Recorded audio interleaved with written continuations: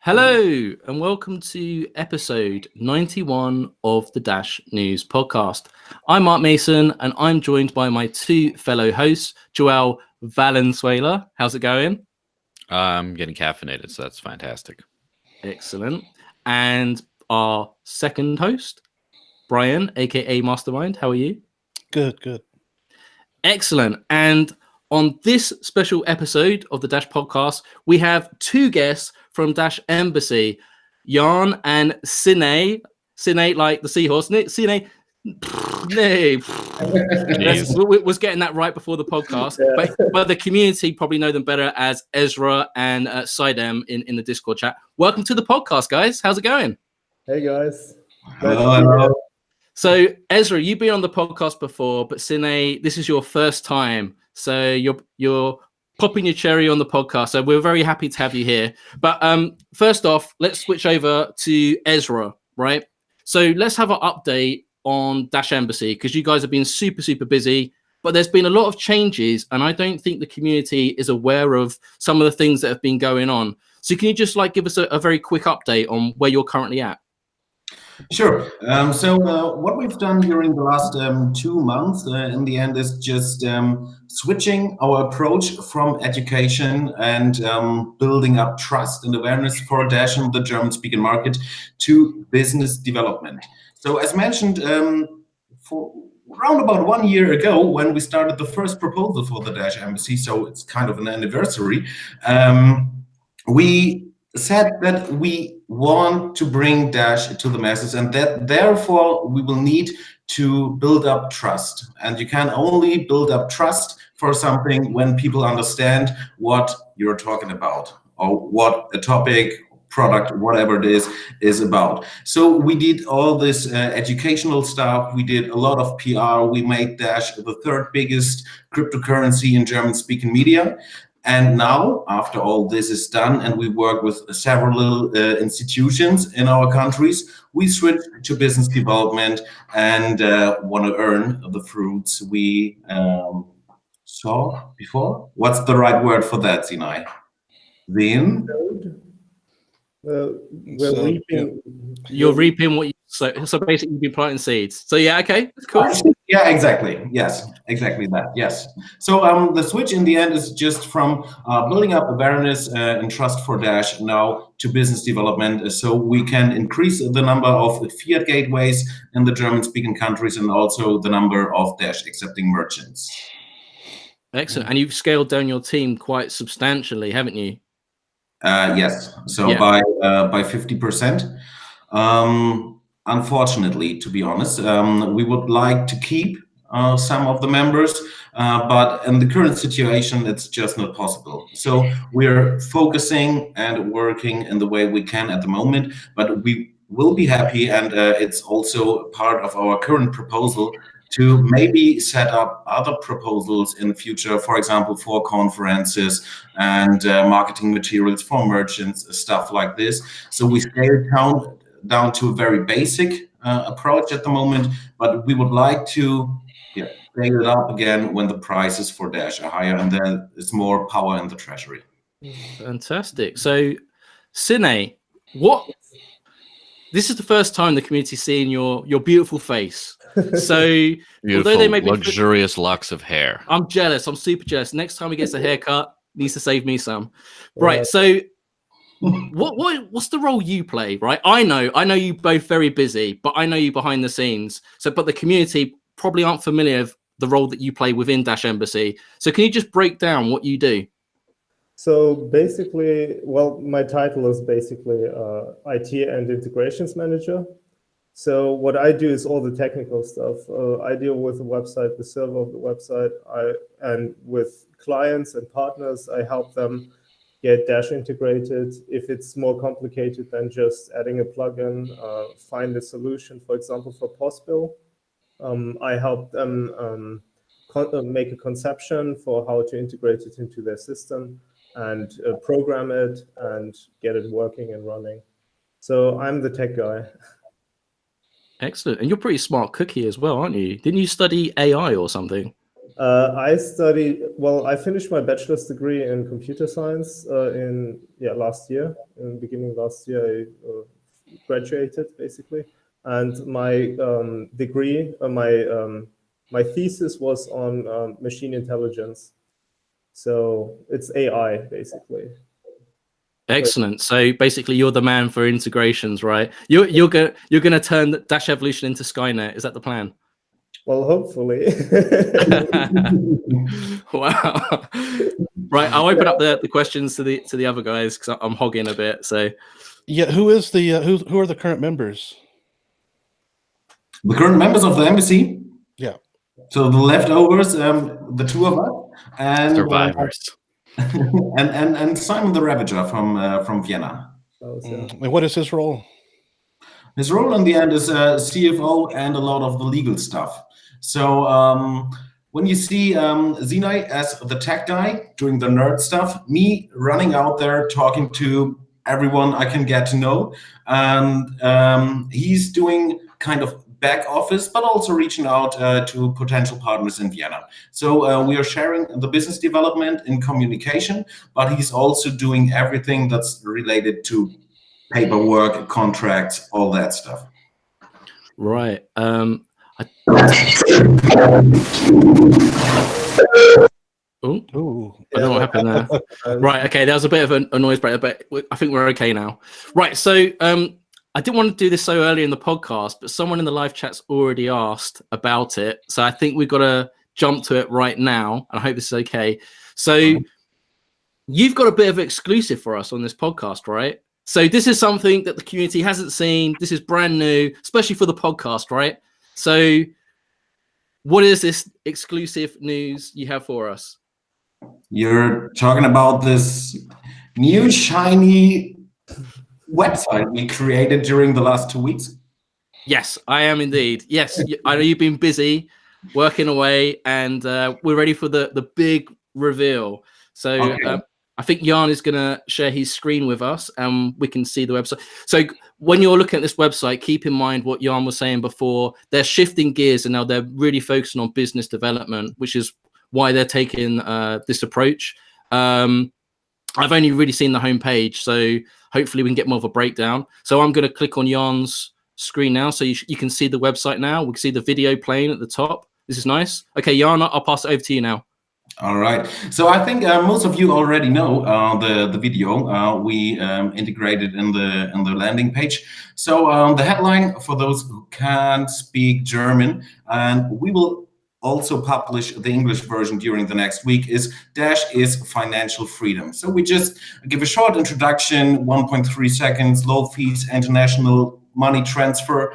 We show a short way to install the wallet. We'll go in details, and then we directly switch to business development or more business related topics. So peer-to-peer payments, the merchant can cut out the middleman, no chargeback fees, no setup fees, and the small and, as I think, very beautiful payment terminal from Salamantex featured on the landing page. We will see more devices in future, but at the moment, Salamantex is the only thing we can offer right now. Down there, you can subscribe or send us a mail to book a workshop or a seminar in English. Seminar, okay. And we, of course, have some references, like the guy from the Chamber of Commerce from Germany and IGZ Bamberg. So just a short start with some of those references that are popular in Germany, such as Hochschule Mittweida. It's a university where you can study blockchain. You can do a master in blockchain development there. Gino Hub, it's the project started by DZ Bank, IHK, I just talked about, the Stuttgart Connectory, powered by Bosch, for example. So this is just about trust, like the associations we have down there. But let's have a short look at the news section. And I hope also you guys might be a bit happy, because we, of course, have their Dash news feed, completing our own blog and the headlines from the last days, and of course some partners from the media section. And then there's a private section, so which is basically for installing a wallet. Bug. Sinay, we need to fix that. Okay, wallet. That's why it's not live yet. So wallet install section, just some image pictures to give people a feeling. Of course, hardware wallets are in there too. Another part to buy Dash, we do some recommendations for exchanges, for ATMs, of course, in Austria and Switzerland, and those 5,000 stores where you can buy Dash in Austria. What else here? Of course, something for using Dash. So where can I spend my Dash? For food, drinks, electronic, clothing, sport, healing. And Mark, thank you for all the data. We include this map with all the countries where you can spend your Dash and top 10 locations provided by, of course, Discover Dash. Of course. And a bit refill in the end down there. At the moment, we are using your link, so the link from the Dash News website, because we don't have our own. I hope this is okay for you guys. Yeah, that's fine. Absolutely. Okay. And the business section, where we talk about point of sale at the beginning and show how easy it can be to accept Dash, even with converting them into euro when you're a merchant that don't want to have the Dash, but offer the opportunity for Dash spendings. The e-commerce solutions, we will see new partner in here soon. Same for cashier systems, it's not live yet. And of course, the possibility for point of sale, e-commerce, and the payment industry to get in contact so that we can help them to integrate Dash into their stores and services. What else? Just a bit about taxation. So if you have questions, when you're trading or running a proposal, running a masternode or mining, whatever it is, we have answers for all that. But this was part of the website before also. Everything we do together with our partners is for Germany, Austria, and Switzerland, of course. And FAQ, but these are all questions we don't need to answer in this call, I think, because everyone is to know what a cryptocurrency is and why they are there. So this short look at the website, we are very happy and just finished it today. Talk more about that point of sale system. That's an interesting looking device there. Are you talking about the Salamantex one? Yeah. Yeah. Okay, cool. Well, Sinay, do you want to talk about this one? The Salamantex device is basically, well, I can't talk a lot about it because I didn't develop it, but I have a nice picture where you can even see the screen in front of it. If somebody can show it, Jan, could you just open the screen, please? Then we can see it on your screen with the trending topics one. The one on this one. Exactly. Here you can see a second screen on the front, so it's really easy for people to scan it. I like that. Yeah, with the QR code. Yes, and it also accepts credit cards. It's also contactless payments. So if at some point, I'm not sure if one wallet already supports contactless NFC payment, but it's definitely possible to implement. So that would be awesome too. So I'm really amazed by this device, and I'm really happy about our partnership with Salamantex. And yeah. How does it work as far as price? How much is something like that? How do people go about getting that installed or whatever? So at the moment, the device itself is at 500 euro. So this is, of course, a lot, in my opinion, but it's completely Android based and it's running in Android 7.0. So it's not like the general Android payment terminals out there. So higher security standards in the software, and you can use the Salamantex software also on a regular Android device. So you don't need to buy a Salamantex device to use Salamantex in the end. Excellent. Well, I was very, very happy about this announcement, and this integration was really big. We did an article on the 21st of January to announce this in partnership with Dash MC, who kindly gave us the information. And what really got me excited was that there's over 500 merchants that have pre-ordered this device. Correct? That's my understanding? That's right, yes. So around about 150 from Austria, around about 350 from Malaysia. And I'm pretty happy that we did the integration before they roll it out. So the merchants can already be used to have Dash in their device from the beginning. So this is just the beginning. So even before they launched, they already signed up 500 merchants. And as soon as it goes public, Dash is there from the get-go. They may even have more merchants now. I mean, it was 500 in January, maybe more now, who knows? But I think this is really great. And I think the more variety in POS devices, the better. And I think in terms in a European standard, devices like this are quite good because I think it prints the receipts as well, which are things like restaurants and things like that. In Europe, that's kind of like a normal thing, and some POS solutions don't really have that. So I think this is a very welcome solution, and it's not the only solution you've been working on though. And one of the things that both myself and Joel have been belly aching on about a long time, we love the grassroots POS solutions. But often, you have to start from the bottom, build up the development, and then once you bring that to fruition, once it's got funding, then you've got to market it and actually get people to onboard it. But you kind of jump to the head of the snake in this one. So with the POS bill or POS bill, depending on how you want to say it, was a fantastic integration. I think it's one of the best integrations that you've ever done because that's got like 2,000 merchants, right?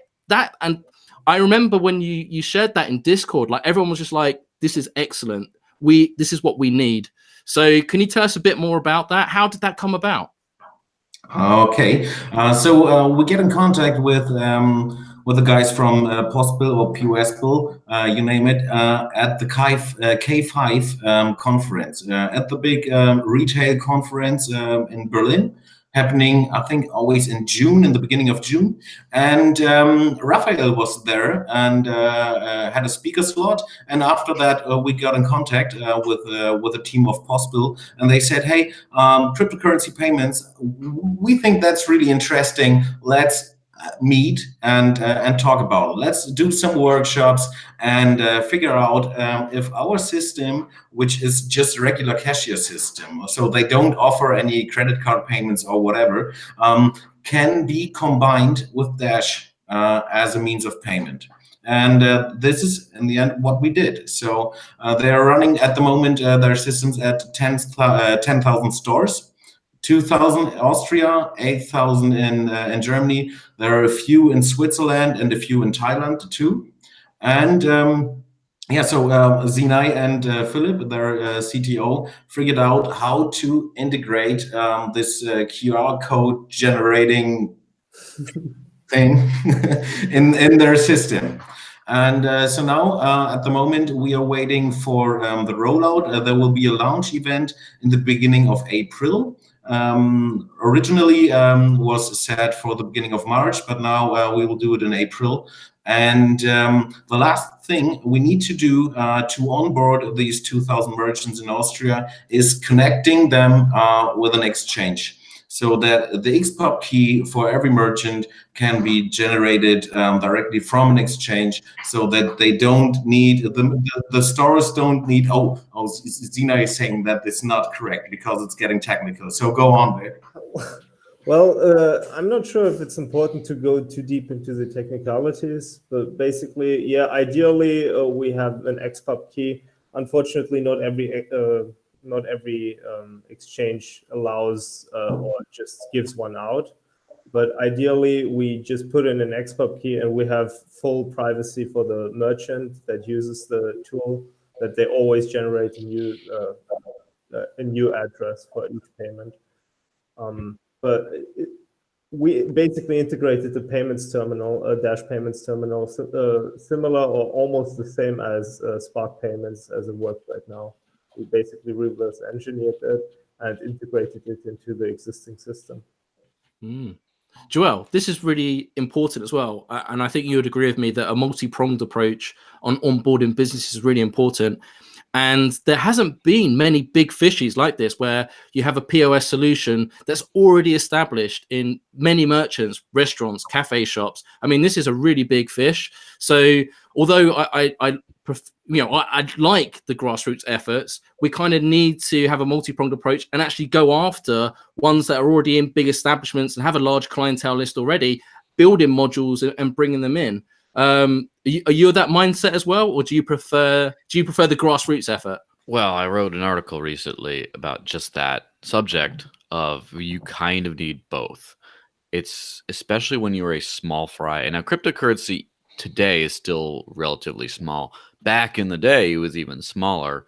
And of course, when people are looking at market cap rankings, and if you look at the top 20 coins today versus 3-4 years ago, you'll find a very different makeup of coins. For example, Tether's now like way up there in like almost the top 5. I haven't looked lately, and then you have all kinds of different smart contract platforms, all kinds. You have like 12.5 Bitcoins in there.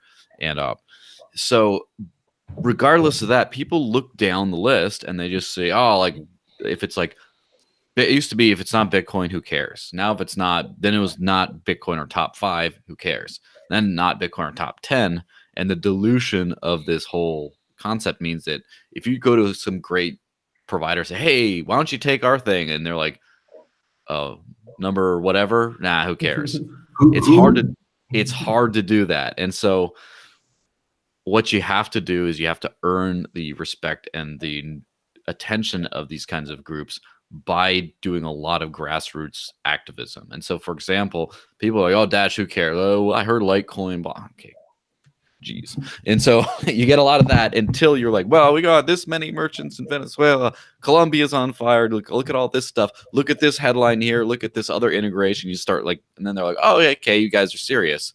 And then you can kind of approach them. Oh, one thing I want to know is, so the idea of business development. Business development used to be the core team only. It used to be the core team, and it was Daniel Diaz and Matt Meek.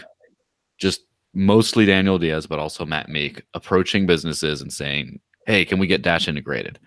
Both have since moved on from the core team. Now Brad Zastro is heading it up. We have a couple other people under him. However, Dash has grown far faster than just like a 3-man biz dev team being able to kind of handle literally how everyone in the world will interface with Dash. No one's just going to be like, I'm going to download the source code and I'm going to run a core wallet and just send to and from, or I'm just going to do wallet to wallet for my entire economic life. Like, no, people are going to be frequenting merchants. Those merchants need a point of sale system that's integrated into their software. They need conversion. So basically, Dash's success will hinge on business development success. So we have this one team that's like known as the biz dev department, and now we have other teams that are trying to also do business development. Kind of like, I'm not making assumptions and saying amateurs, but like people who have not been those types are now trying to step into this big professional role that was like, leave it to the experts. Well, we have too few of them. So now we have to become experts. So super long-winded, but my question is, what was the biggest challenge or hardest thing to learn when you're trying to step into this new area and become successful? So I did new business management and business development before in the agency I worked at. So business development in general for me is not a new thing. Of course, it's a new thing with a cryptocurrency. And the hardest thing I had to learn is that my political point of view doesn't matter to most of the people and companies out there. So the arguments you can convince them with must be different than the arguments you have in your mind for cryptocurrencies in general. I think this This is my biggest learning so far. And what I think is really important is that you find companies that want to partner with you because of a special reason. So Possible, for example, they said, hey, we are interested in this new technology. We are interested in blockchain payments. We like the idea of Dash. Let's do it. Let's go out there and just start it. And when you find partners like these, I think it's easier to get to know other companies doing something similar, because Possible might be a door opener. So after the integration in this cashier systems, we will reach out to other cashier systems, of course, and show them, hey, Possible, your competitor, is doing this Dash payment stuff right now in the center of Europe. Yes, so fantastic concept, FOMO, fear of missing out. Yeah. Oh, they're getting all the business. Oh, we have to do it too. Exactly. So, of course, and I think this is no secret. We will, I think, not see the number of transactions increasing massive when the integration of Possible is finally done. But I think at this point in this bear market and at the moment in general, this is not the main thing that we should focus on, because we will build up stores accepting Dash time after time, and it's starting. So when you compare a number like 5,000 merchants that we have now on the world, this is just like nothing. And no one really cares. So why should anyone expect that transactions in whatever country, when it's not Venezuela, will blow the chart? So I think it's important to, and this is also a learning, to not stop what you're doing and go on the constant way, increase and educate time after time.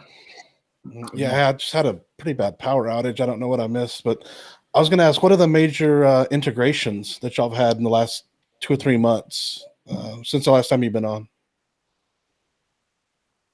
Pardon? Sorry. What were the biggest integrations you've had in the last 2 to 3 months? I think probably POS Bill was probably the biggest, to be fair. I think so, but it's not done yet. Yeah. The really done best project, I think, at the moment is Salamantex, because they are onboarding merchants for Dash on a regular basis and adding them to Discover Dash automatically or on their own. Yeah. So I think Salamantex was a great one. In the last year, Ambex, by their self-named biggest blockchain asset marketplace for Southeast Asia, was a great one. And also our first exchange. And the commitments we have from Bitvala and Bitcoin.de, I think, are kind of interesting. What is y'all's relationship with the Asian embassy, or the Thailand, I guess it is? Oh, in the end, in operative, we don't talk much to each other or combine our forces like in the beginning when they started. So we help them to get to know the treasury system. We help them with the website. We provide all marketing materials to them. But in the end, they need to do their stuff. Same for the team we are talking to in Turkey at the moment. We hope that we will see a proposal from Turkey soon. And in the end, this is a learning for them also. They always ask, okay, so what's the next step? What should I do now? What might be best? And I always say, hey, it's yours. This is decentralized. This is autonomous. So just do your thing. And that's the same for Thailand. Okay, Jan, I'm just going to share the link to your Trello board in the live chat. Okay. For people that aren't familiar with Trello, can you just explain to them what they'll be seeing if they click on the link? Yeah. Which board are you sharing? I'll just ping you. Or maybe take the reports website. Maybe that's better, because there are all boards included. Right. Okay. I think I got the right. I think I put the right link in. If anyone's in the live chat can just confirm that link's working, that'd be great. Here you go, Ezra. I'm just going to ping you on Discord. Oh no, hang on, that's the wrong one. Sorry. I sent you here in the Hangout the slides. Oh shit, but that's Q4. I see something called DAO Pay. What is that about? DAO Pay. Let's wait. Give me a tick.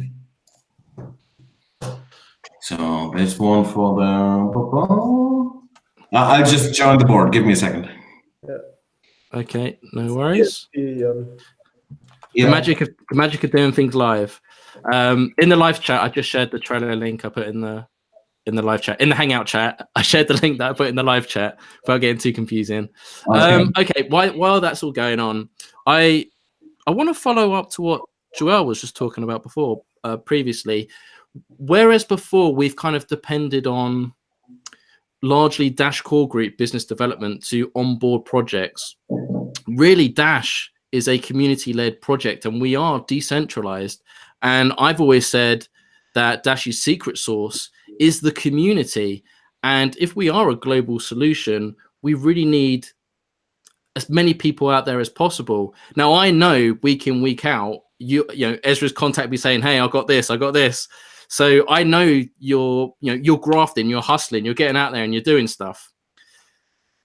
But I'm just from memory, I remember when you mentioned the POS bill integration on the Discord channel, and you mentioned, I think, Sinay, you mentioned that Kodaks, aka Spencer, helped out with that integration, who is a community developer, which just goes to show you having a community effort help in business development as well is actually really, really essential. And it's what kind of makes Dash special. Do you just want to talk about that? How did Kodaks help out? And did you contact him? Like, how did this work out? Yes, absolutely. There was a fair bit of cross-pollination in that process. So basically, I was looking at the POS bill system, and I wanted to figure out what's the best way to get Dash payments, Dash payments terminal easily integrated without having to run a full node, without having to basically program a whole wallet. And that's when I checked out how basically Spark Payments works by Kodaks. I asked him about his code. It was thankfully fully open source. So I just checked out his code. If I had questions, I could ask him. He would help me out, tell me why he did what he did, how he programmed it. And that helped me out to basically program with a possible CTO the same thing, like the same payments terminal into their system with all the features necessary, with the instant confirmation, with figuring out if it was instant send and everything. So the demo you could see on the video we posted is actually fully functioning. And since then, they've refined it even more. And yeah, I'm actually really proud how it turned out. Yeah, I think this is a really important thing as well. It's not like everyone can go out there and start doing business development for Dash, because when it comes to certain integrations, there is a lot of development work when it comes into it. And, they'll hook you up to their CTO and they'll say, right, okay, how do we go about this? Now, some solutions, if they're using things like payment processors that already accept cryptocurrencies, it might be just as simple as clicking a box just to add Dash, right?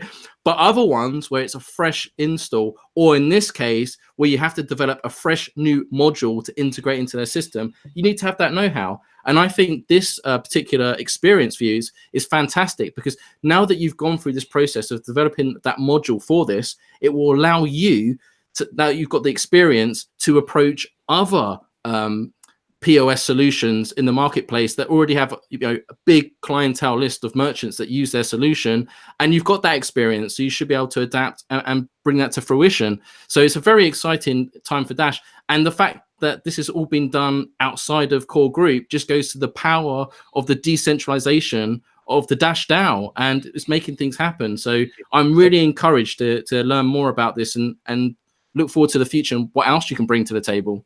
It's very cool, and it reminds me of, so just today I used eGifter to buy a gift card that was not on Bitrefill.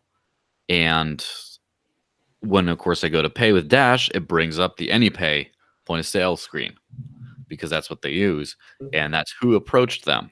And of course, when you're actually trying to do an integration, rather than say, "Hey, accept Dash," it's like, well, we have a thing that can let you take Dash very easily. Just plug it right into the site, and the same thing, of course, Sparky. Goes back to what is a good checklist before you do business development. So, for example, like if I'm just walking on the street talking, "Hey, you should take Dash," they're like, all right, well, so I'm saying first off, it would be good to know something about, for example, legal implications / conversion options. I would assume having knowledge is good. Having general knowledge of the industry that you're in some way might also be good in terms of like, if you're talking to a coffee shop, you're like, oh, well, what are your payment processors? You should know what Square charges, for example, in the US to do conversions. And do you really need like a developer, like someone with a technical background or access to one? Like what would the checklist of things you need before you start talking to businesses seriously be? Okay, Jan, did you get all that? Joel, your microphone was cutting up a bit then. Can you just check the cable on your mic, Joel, just to be safe? Sorry about that. Yeah. So I'll just recap quickly. So Jan, when it comes, did you get most of that, or do you want me to recap? A short recap would be great. Okay, so like, what do you essentially need to have the dream team Dash development approach? You need someone technical. You need someone to go out there and hustle. What do you need? What's the ultimate makeup for Okay. Dash team assemble business development style? You need all the different combinations you need to make it work. The Avengers, right? Yeah. You need someone who goes out and talk to people, whether it's on phone or LinkedIn or mails or whatever. I sent you a link to Eurosys, which is a big trade fair happening in the next week. We will be there from Tuesday till Thursday. Sorry, and of course you need to get in contact with those companies. Then you need a proper website or marketing materials you can show people, and you need to show them that you're not just a joke, but something that's serious. This is why we collected all these little logos on the new website to show them, okay, this is serious with IHK, with Bosch, all that stuff. So you need reputation when you go out and want to sell a product. And in the end, you need a developer to do this integration or to support the developers and the other company. Because I'm a guy who can go out and speak and talk a lot, but at some point I need to hand stuff over, and this is where Sinay is coming in, and this is why our team is like it is at the moment.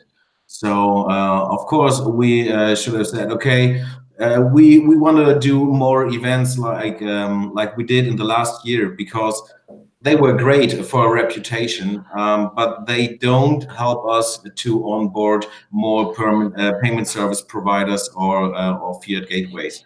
So in the end, you need someone doing development stuff. You need someone who's catching the companies from out there, and then you need some legal support, because some companies out there, they are interested in cryptocurrency payments, but they are still a bit afraid. So you need to help them with the legal network we created, so that they can feel safe and that they're not doing something bad or weird or stuff like this. I heard you mention. You're kind of a lawyer, a techie, and gift of the gab. Yeah, so I am that last one, for example. I'm not a lawyer and I'm not a techie. Me too. So first we start with, so the core team does all their stuff. Okay. Now we have, say, Dash Embassy as the number 2, which, I'm not going to step on any of his toes by making it. I'm just saying, for the purpose of the example, that also has those 3 things. Now, when we start talking about tertiary groups or other projects going out there, maybe they don't all need all three of those if they can use elements from other projects. So, for example, say you don't have a tech person, you talk to Codex to integrate the point of sale interface. And what happens if we don't have a legal advisor? So, say I'm talking to someone that I know in Austria and I don't really know the legal climate. So then I call you guys up and say, hey, I got a guy who wants to take it. Sure. I don't need technical help because I set him up with a thing that's really easy, but he wants to know the legal implications. Can you talk to him? But obviously that would only be in the region. Now, how do you know very much about people in the rest of the ecosystem who might be able to be consulted for the legal aspect? Obviously, you guys are good for Central Europe, but what about for, say, North America or South America? Do your legal contacts have any kind of information on that? Or if not, do you know someone who does? So we can't help with our network in legal perspective for North or South America. But I got contacted from a guy from Colombia who asked if it might be possible to get the Salamantex solution over there. And of course, we are willing to cooperate with everyone out there. So. And I think we are already doing this. So on the website we have this video, this remittance video. I don't know who created it, but we used it. And Sinay took the code from Codex and reused it in Postal. So we gave out our marketing materials to everyone who wants to use them. And we are in contact with Core. I'm attending conferences together with Robert. I invite Robert, for example, to Ankara to join us there on the conference. So I think in the end, decentralization has some big hurdles, and communication might be one of the biggest.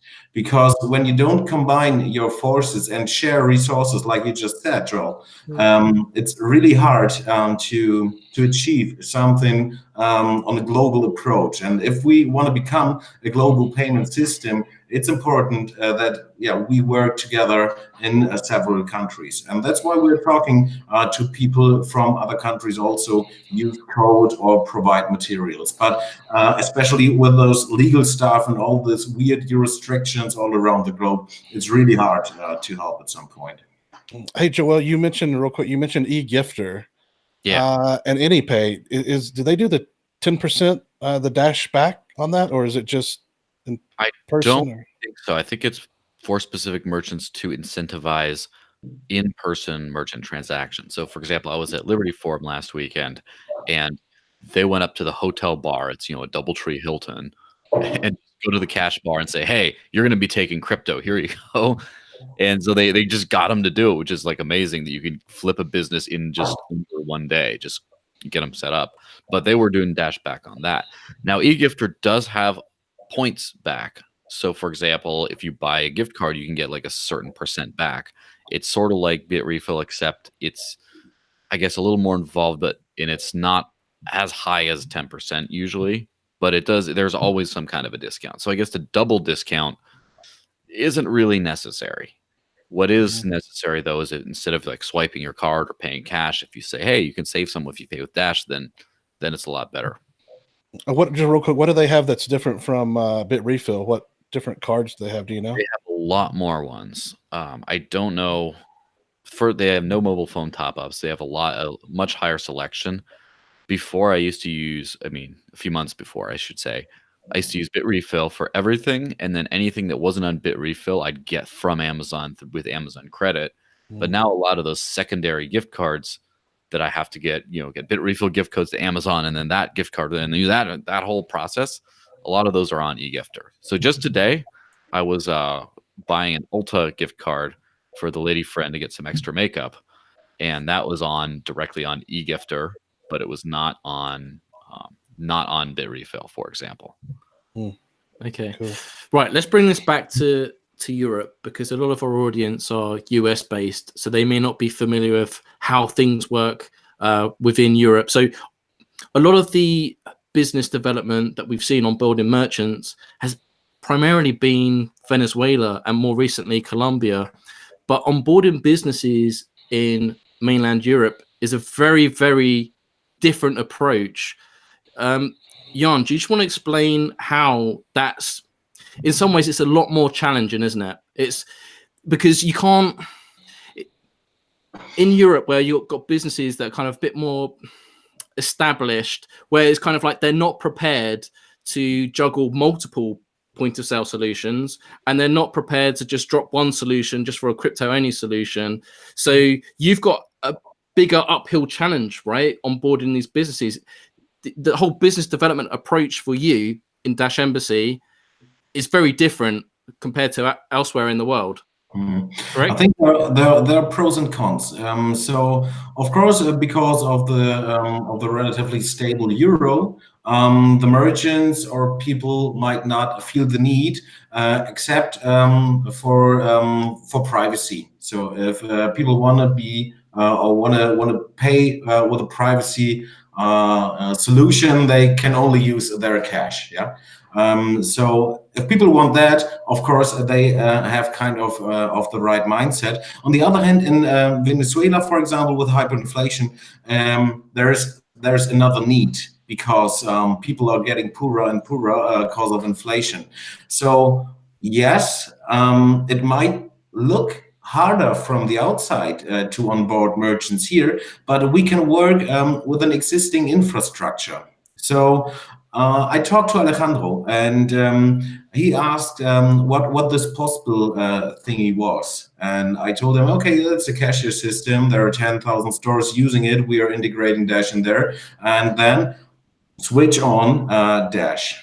And he said, okay, that's interesting, because as far as I understood, they don't have these possibilities over there. That means that you need to talk to every single merchant. So, and when I need to talk to one company to onboard thousands of merchants, I don't know if it's fair to say that it's harder for us to integrate Dash as a means of payment. Of course, we have different markets, but this coin has two sides in the end. Okay, Yeah. Sinay has two sides. Yeah. Sorry, one. To just add to that, if it's not, if it wasn't completely clear from the beginning, like it's actually gonna be like with a flick of a switch, all 10,000 will have Dash integrated, whether the merchants accept or not. Yeah, I know. Whether the merchants accept or not, that depends whether we will have an additional integration of an exchange.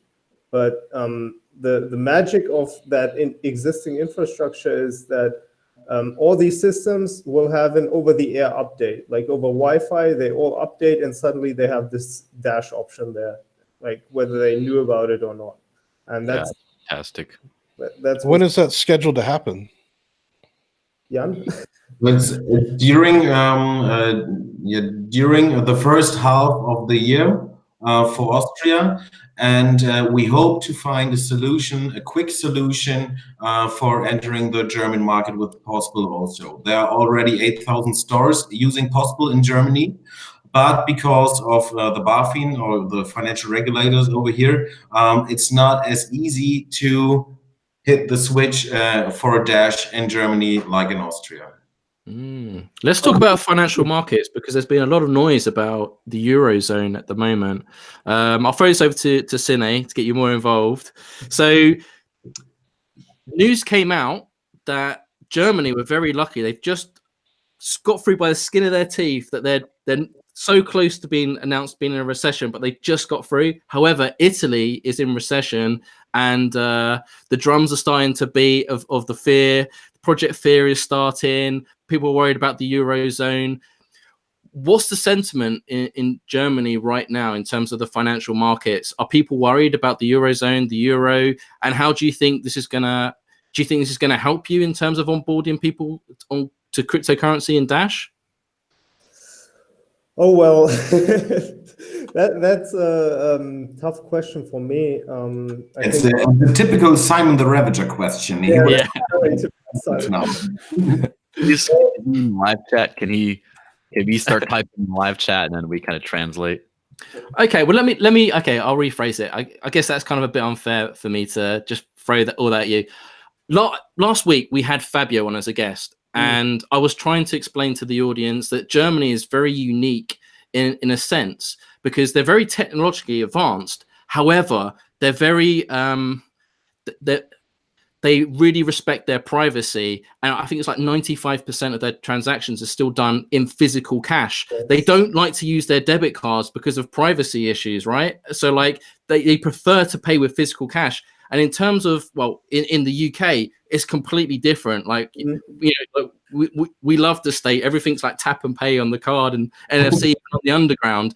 Where even in Germany, which is known for its engineering, right? You guys make amazing cars. You've got a great engineering background. But when it comes to things like privacy and stuff, you're very protective over that. So the whole money psychology in Germany is very different and hard to understand.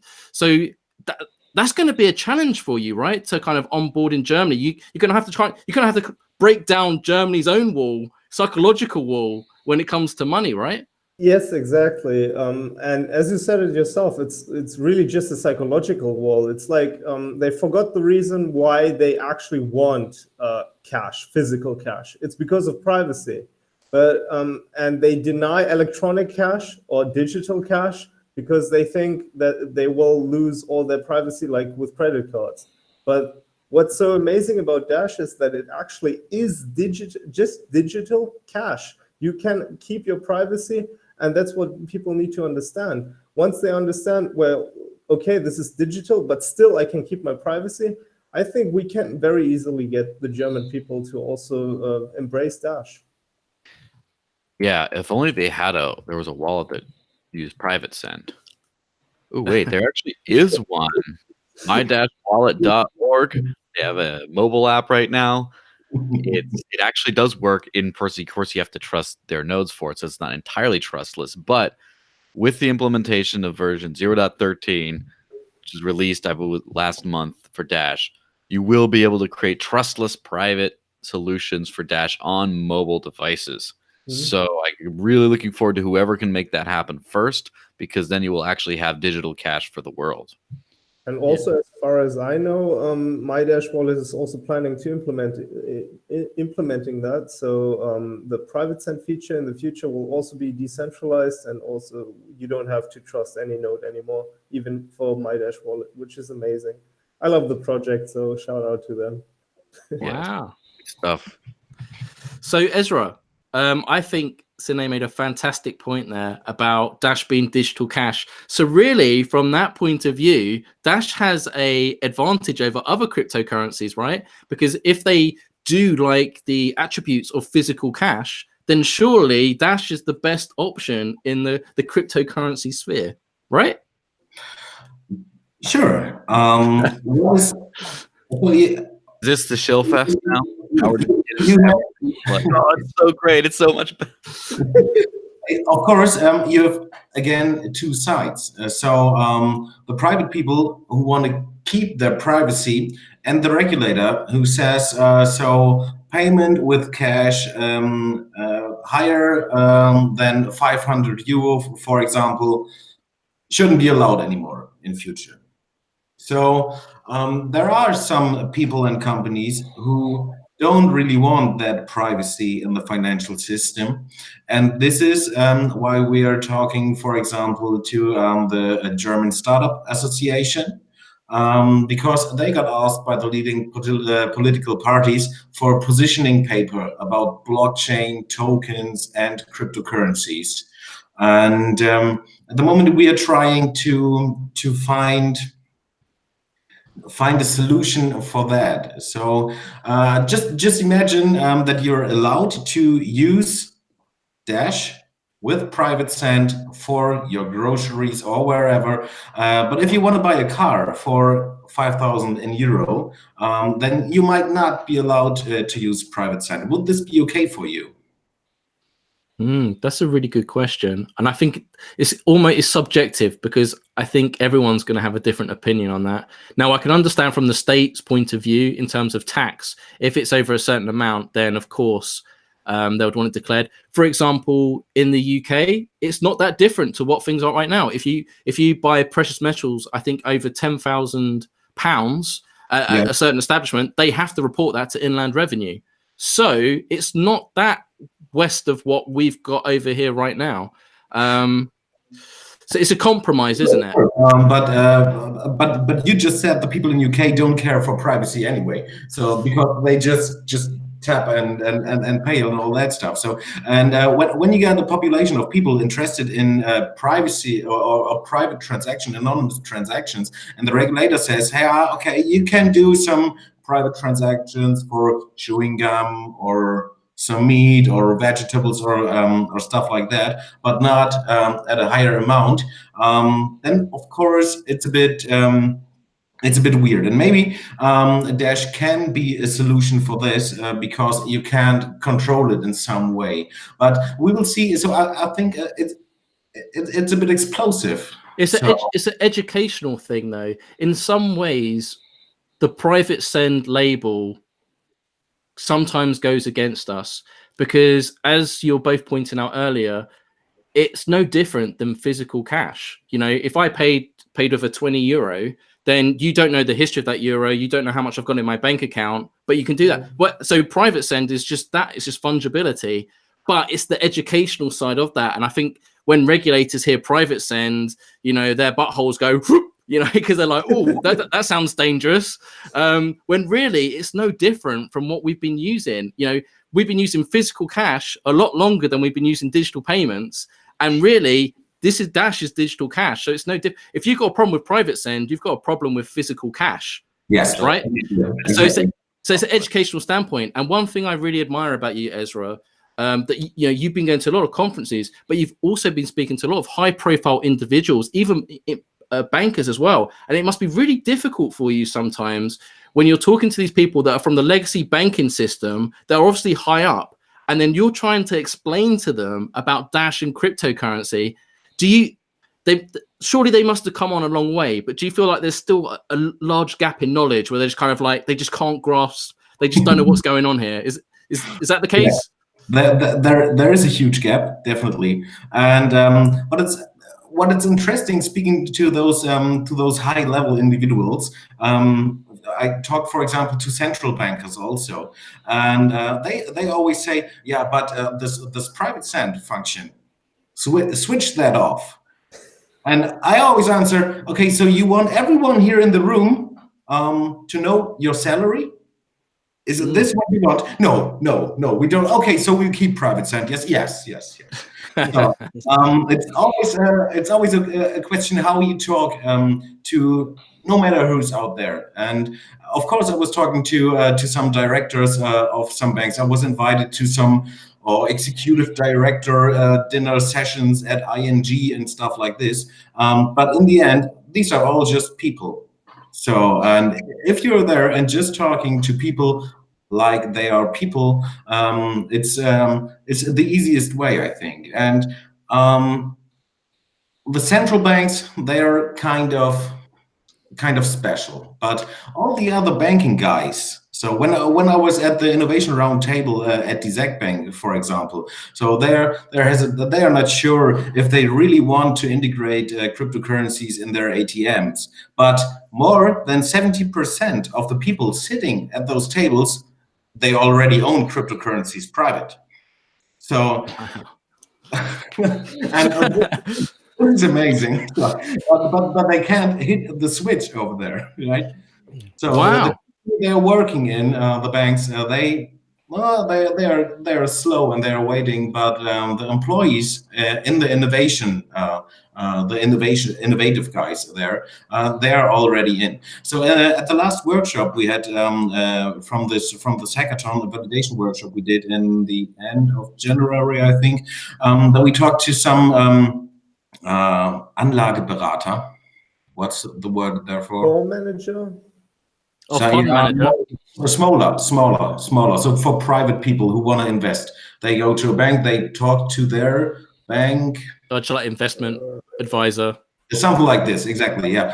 So in German, it's Bankberater or Investmentberater. Yes. Yeah. We asked them, hey, what do you think about cryptocurrencies? And do people ask you about cryptocurrencies? Do they want to invest? And they say, yeah. When the media is writing about cryptocurrencies and the prices are going up, of course, people ask. And I said, okay, so what are you telling them? Oh, we tell them that that's just money out of thin air, and that it's not worth it, and high risk and all that stuff. And I said, okay, but how about the euro, for example? They said, no, euro is a stable thing. Everything's fine with the euro. And I said, okay, so but you are creating this euro, right? With the credits for the people. Yes. And you can see the wheels turning inside their head. So even when they don't have a clue what cryptocurrencies are, some of them are beginning to doubt the system they're working for when you speak to them. But just a few then change their mind. Yeah. You mentioned something about Porsche earlier. Did I see y'all? There was some kind of talks or communication, or Maybe they just like Porsches. I had no idea. I know what you mean. Yeah, we had back in the days when Raphael was in the team, he talked to several car manufacturers. There have been some discussions about, or in the end, blockchain solutions. So this was not what the team was aiming for in the end, and there are no ongoing talks with the car industry at the moment. Okay. I'm really happy that you mentioned the hackathon. I can't believe I forgot about that, but that was another great thing that Dash Embassy brought to the table. And you had Coder Block there, and you won. Yeah. And that was about the ATMs. Has there been any more on that? Because I think you said there was going to be a follow-up, right? At some point. Exactly, yeah. This was the validation workshop. So we won that hackathon in November together with CoderBlock, that's right. And in the end of January, I think it was, there was this validation workshop where we talked to those investment advisor people to figure out if it's really possible from the banking side. So we also talked to Fiducia, or with this the IT service company for DZ Bank and stuff, to integrate Dash and other cryptos in. There's the Trello link. Trello is awesome. So the validation workshop, I think it went well, but we don't know what's next at the moment. First, there was a call scheduled for yesterday, for the 14th of February, to see what will be next in that project. But now it was switched, I think, on the 25th of February. So on the 25th, we will have the next call and see how things can develop in future, or maybe the project gets closed. I'm not sure about that yet. Excellent. Well, that sounds very promising. And props to Coder Block for going to help out, and well done for winning that again. Sinay, coming back to you. I just like saying name, Sinay. Okay. So I'm going to go see some GIFs of that. So Sinay, right. Okay. Don't reveal anything that's still private that you may be under NDA for, but in your dream world of your hit list of businesses that you'd love to see, or industries to integrate Dash, what would you love to see, or how can the community help you succeed? Come on, I know you've got something magical going on, because you was asking me a while ago about Twitch and stuff, but I don't know what was going on with that. Yeah, absolutely.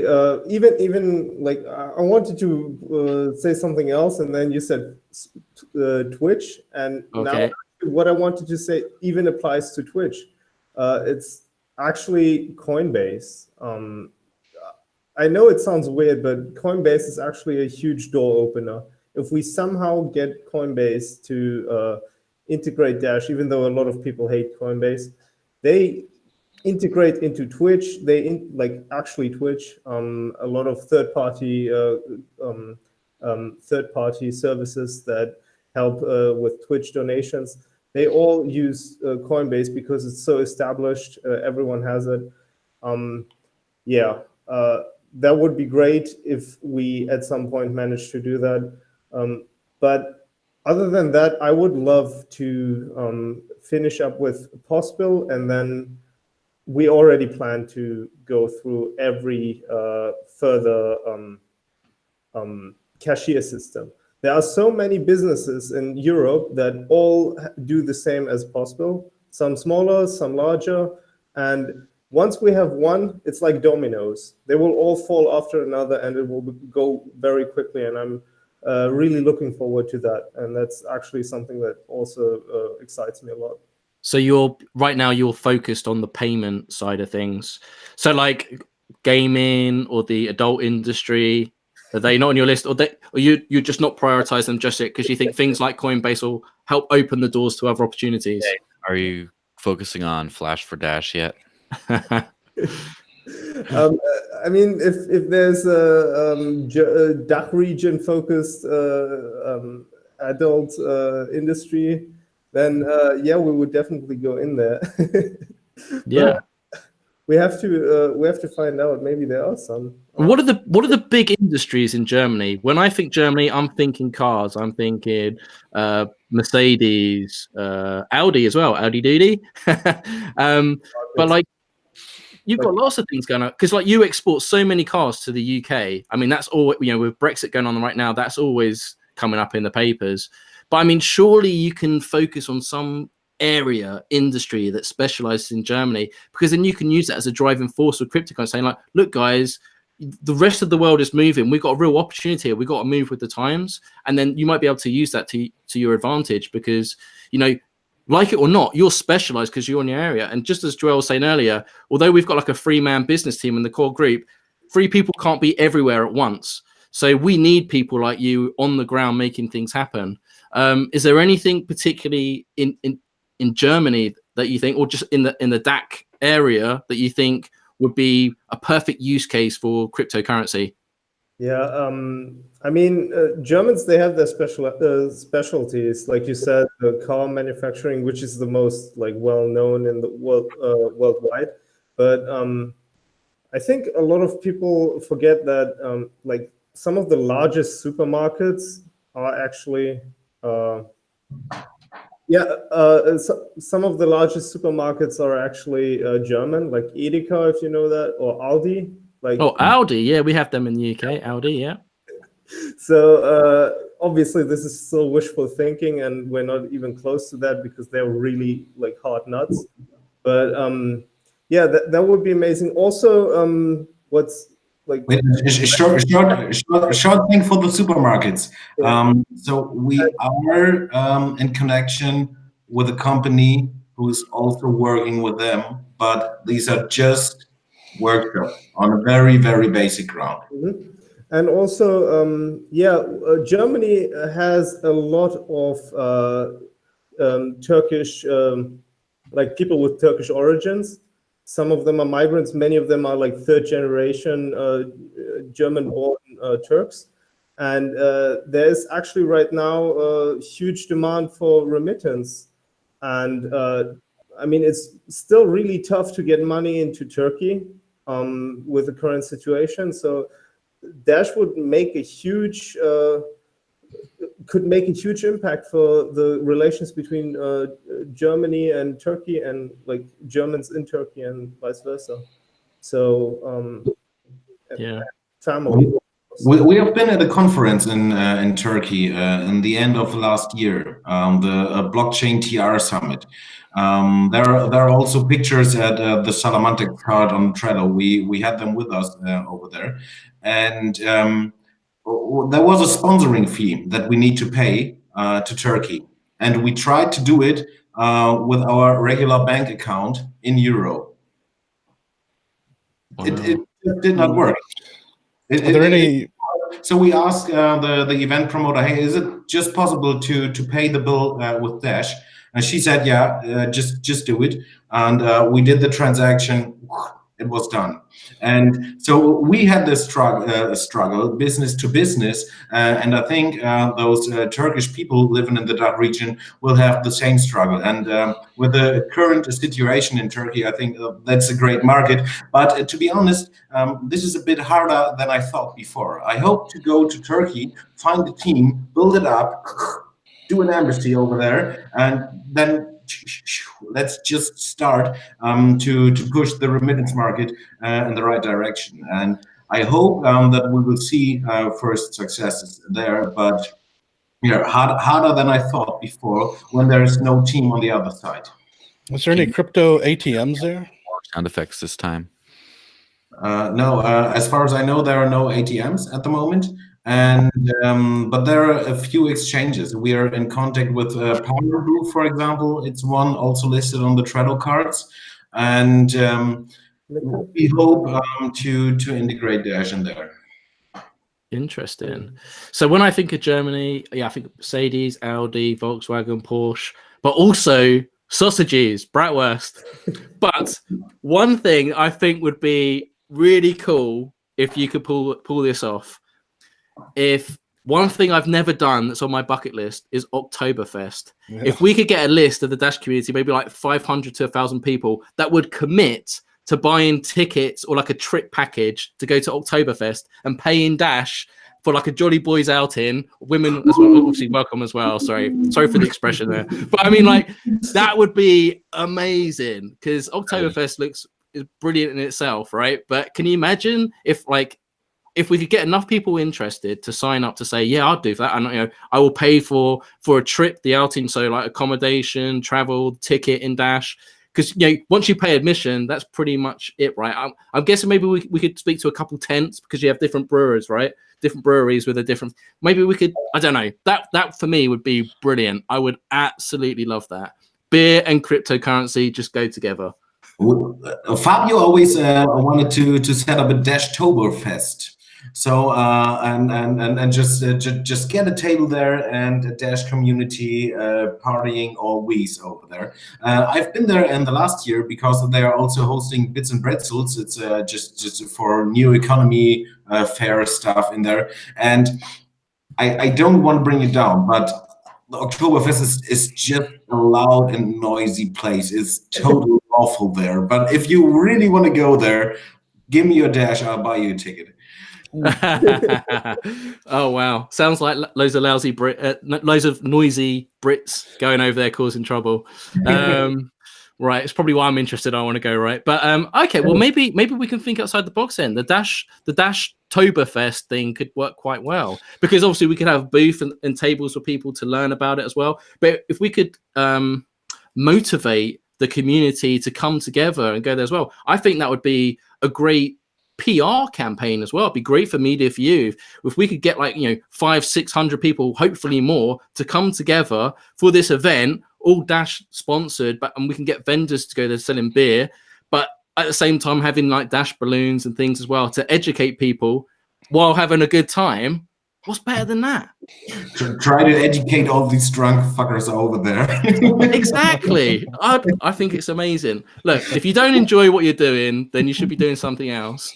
We've been there last year at the Oktoberfest, and we had the Dash table. This is why we attended that, and but only 6 people. We can try to increase this in this year. Let's do it.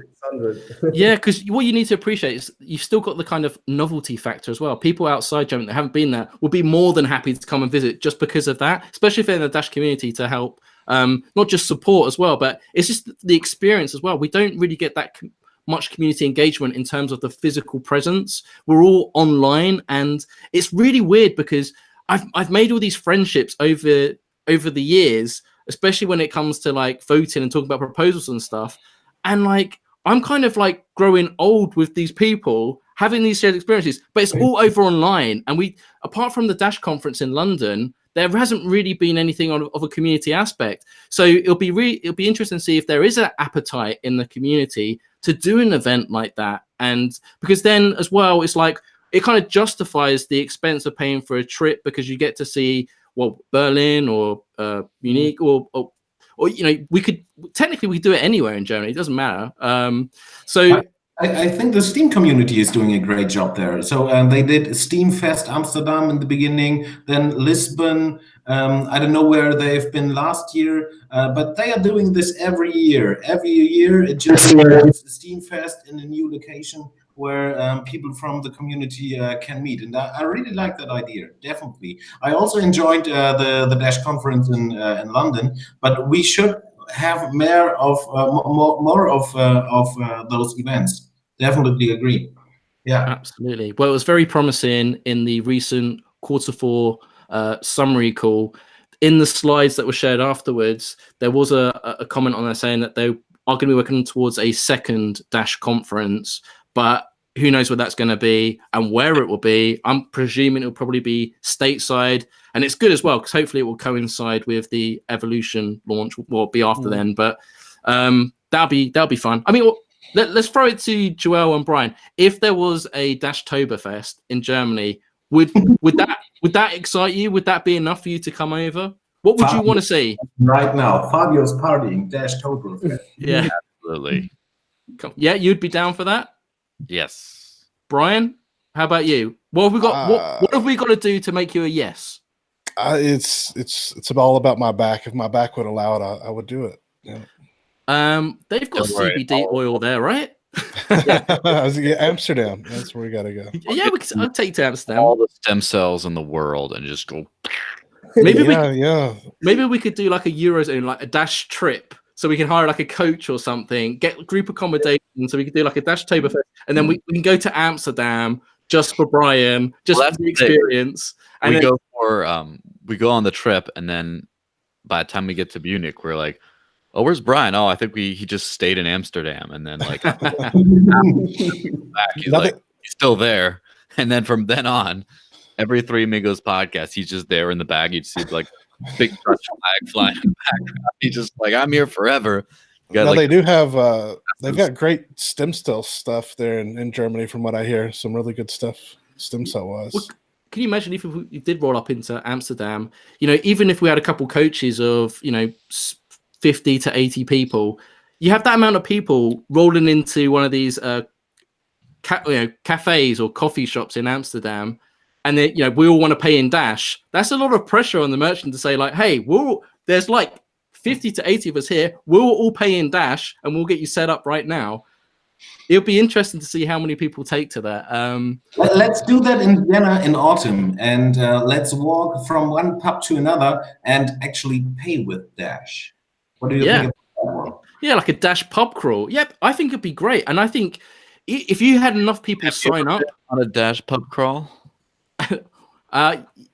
Yeah, but I think if we can make a package out of it and make it sound really great. So like, Jan, if you had enough people sign up and commit to it and say like, look, we've got 100 people coming to Germany for this Dash beer pub crawl, and here's like, we'll do like the Golden Mile where there's like a pub on a map and stuff, and we can go to each pub saying, look, we've got 100 people coming around from all around the world, and they want to pay in Dash Digital Cash. Can we get you set up on this? And of course, they're going to want to get on board because they don't want to say no to business. They'll be like, oh, what is this? And you say like, well, there's going to be media and stuff as well. We're going to have like a camera person with us going around, and we're going to be, I think we can make something of this. So I know I'm getting excited, but I think as a community, that's our strong point. And I think if we come together and we are united and we're doing things that other communities aren't doing, this is how we lead and this is how we win. And it's actually how we attract other people saying like, why can't we be like Dash? Flash mob, man.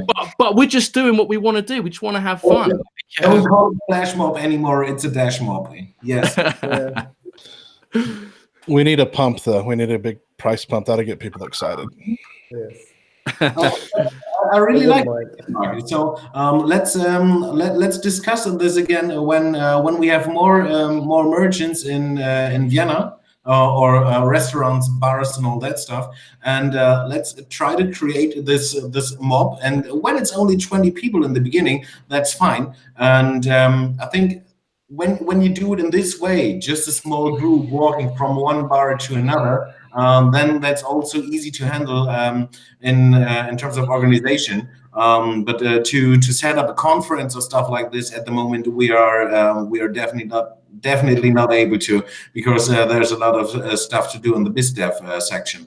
But let's just set up a doodle, for example, for the community, send it around and say, hey, let's meet in August, week 1, 2, 3, or 4 in Vienna. Everyone's booking their own flights and hotels, whatever is needed. And let's spend some days together in Vienna and walk around, buy Dash at ATMs, spend Dash at some restaurants and all that stuff. Sure. Yeah, That sounds good. Great. Yeah, let's start wrapping it up. Yeah. Joel, you've been in Vienna before, right? Yes. You met Simon, and we saw each other for, I think, around about 1 hour or something like this, because I needed to leave. But you have been drinking all night with Simon the Ravager. Oh, yes, absolutely. Or absolutely, as he would say. Yeah. And we got they got the House of Nakamoto there as well, right? Yeah, exactly. House of Nakamoto, and there is now another House of Nakamoto in Amsterdam. Nice. And is that the Dashy one as well? Yes. Fantastic. Excellent. Well, I think we could create a whole package. I mean, even if people were interested in doing like a mini tour and stuff as well, we could pay like a tour guide and stuff if that's what people wanted. There's so many things we can do. I'm looking forward to exploring this, discussing this more. I hope that you listening to this, watching this, have been entertained. And if you are interested in that, let us know in the comments. And of course, join our Discord. But I'll let Joel talk about that in a second. So I just want to give one last opportunity to Jan and Sinay. Is there anything about Dash Embassy that we haven't covered in the podcast that you would like to highlight before we wrap up? I don't think so at the moment, no. It was a pleasure to be here talking to you guys. Cool. Sinay? It was really fun. I'm glad I was here, and hopefully one day again. Excellent. So guys, so the website you saw earlier was dash-embassy, or should I say dash embassy? See what I did there? If you want to speak to the guys, they're also on the Discord channel. Jan goes by Ezra, ESSRA, and Sinay goes by Sidem, SIDEM. I'm sure they'll welcome your comments. And yeah, guys, what's your social media as well? It's just at Dash Embassy, is that correct? On Twitter. Yes. Dash Embassy Dach, I think. Ah, okay. Dash Yeah, Embassy. Dash Dash. Embassy. Just The Thailand people got the Dash Embassy. Those jammy gits. God, they spoil all our fun. Help them out, and that's how they repay you. Unbelievable. The cheek of some people. Anyway, Joel, take us out, my friend. Absolutely. If you like what you hear, you're a good person, and the Lord Duffield shall bless you. So like, share, and subscribe. Smash that like button. Hashtag Smash for Dash. Share all over the place. And make sure you subscribe so you keep on watching this. I have heard a few different people during the course of this podcast saying that their afternoon, their Friday afternoon routine or Friday evening routine includes this. In fact, I'll quote an anonymous person. My Saturday morning routine: pour fresh brew, lament on the bear market, and kick back and listen to the Dash News podcast. And several people have mentioned that. So if you only like the audio version because you can't stand Brian's face for whatever reason, then Mark puts out a post every single Saturday recapping this with all like the SoundCloud, iTunes, Stitcher, etc. links, so you can go. Or if you like to go to the gym, I know someone who also goes to the gym and listens to the podcast. So you can't be like running on the treadmill looking and then you trip and fall. Like sometimes you just need audio only. So all the audio only links will be there. And now it's time for the after party, which is, you know how we kind of got a little off the rails talking about Oktoberfest and Dashterdam and all that kind of stuff. Well, it's like that, but more off topic. Off topic is on topic at the Dash News podcast after party. You go to staydashy.com. That gets you into the Dash Talk Discord. Then you start asking, where's the after party at? And we'll hopefully be able to get you in. 10 people at a time. We talk until the cows come home, which is a completely outdated saying that I just used anyway. And most importantly, until Mark completely falls asleep on his keyboard, and then he just starts typing dashy like that because his head is hit the Y key, and then we're done. Excellent. Beautifully done. So thank you, chaps, for coming on. Dash Embassy, some fantastic updates. And you haven't got a proposal up now, have you? There's a proposal up now at the moment, sure. Right. Well, keep in mind, folks, that the proposal is going to be reset in terms of the vote soon. So keep that in mind, and make sure you go check out the dash-embassy.org website and see what they're up to, and follow them as well. Make sure you jump on there and vote, because as soon as there's a moment to strike, there's going to be people jumping in and saying, "Oh, these people do nothing. They spend all their money on pretzels." Just make sure you're back in there. Right, so if you want to help me plan Dashtoberfest, then you need to go over to staydashy.com and join me in the after party, because we're going to be coming up, freestyling, coming up with some ideas, weird and wacky, taking it to that weird side of YouTube. Anything goes, but there's only 10 spaces available, so you better get your skates on if you want to get in there, because popular guy here. So after party is where it's at. So make sure you do that ASAP if you want to get in there. There will be memes, and they will be spicy. So that was episode 91 of the Dash News podcast. Thank you for watching. Please like, share, and subscribe if you've enjoyed this and found it to be informative. Have a fantastic weekend wherever you are. Stay positive, stay humble, but most importantly, stay dashy. Have a good weekend, everyone. Bye-bye. See you next Friday. Stay dashy.